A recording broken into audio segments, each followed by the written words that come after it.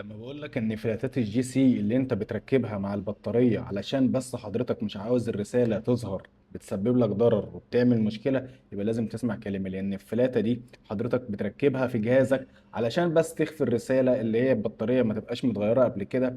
ولكن بقى شوف الضرر اللي ممكن يحصل. زي ما انا قلت لك، ممكن الجهاز يراستر، يقف على لوجو ابل، تلاقي مره واحده الجهاز ما بقاش بيشحن، تلاقي مره واحده بعد شهر اتنين تلاته جاب لك في الاعدادات اللي هي بثبت البطاريه بقت 0%، وكمان جاء ظهر الرساله ان البطاريه فيها مشكله.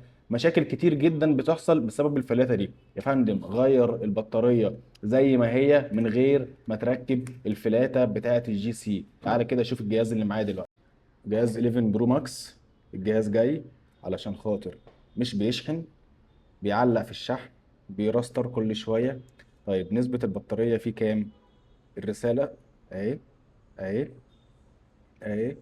بطارية انون بارت، مرة واحدة ظهر ان البطارية انون بارت. طب تعالى نشوف النسبة بتاعت البطارية اهي، تعالى اهي، بقت 0%.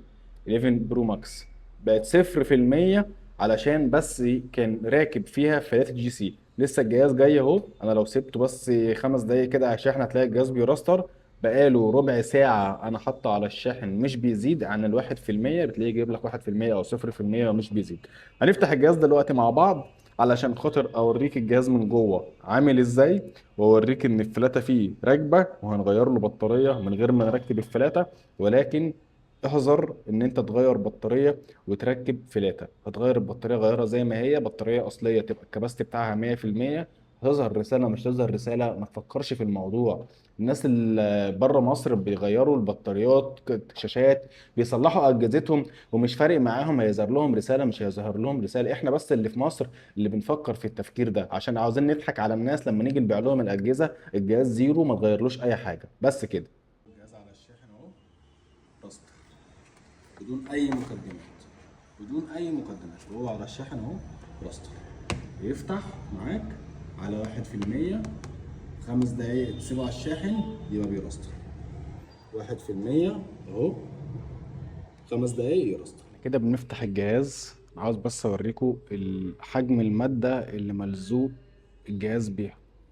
حجم المادة اللي هي المفروض بتقفل الجهاز ووتر بروف، علشان خاطر بس ايه، الجهاز ما يبقاش منفس هوا او ما يخشش فيه اي ميه او حاجة. شايفين؟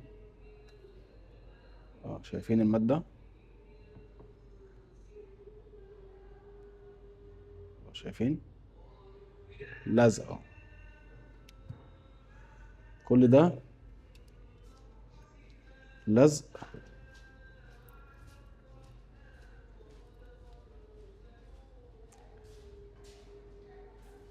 شايفين؟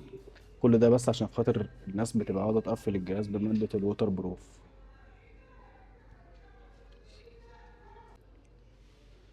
اهو الجهاز زي ما انتوا شايفين كده اهو، كله لزق.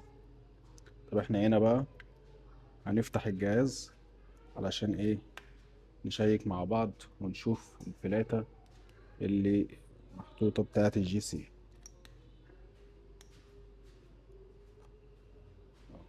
طبعا شايفين اللزق اللي محطوط اهو، ده كل ده اهو مادة علشان بس يتقفل ووتر بروف. طيب تعالى بقى هنا على الفلاتة بتاعة الجي سي. انا لسه كده كده ايه هفكها واوريها لكم تاني، ولكن تعالى هنا ايه، فلاتة الجي سي ايه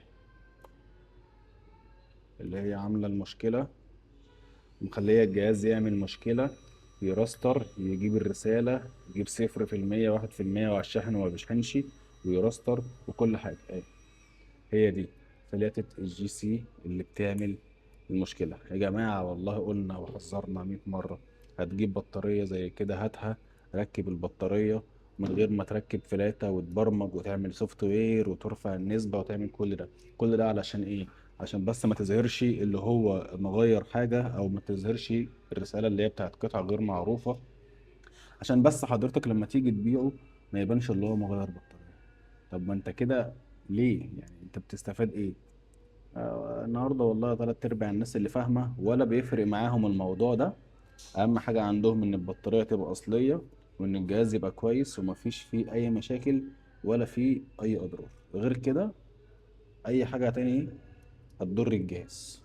يا رب بس تكونوا ايه بتقتنعوا باللي احنا بنقوله. انا بحاول افيدكم بس مش اكتر. هنركب دلوقتي البطارية الجديدة وهشيل دي وهوريها لكم تاني. انت قلت لي الباسورد كام؟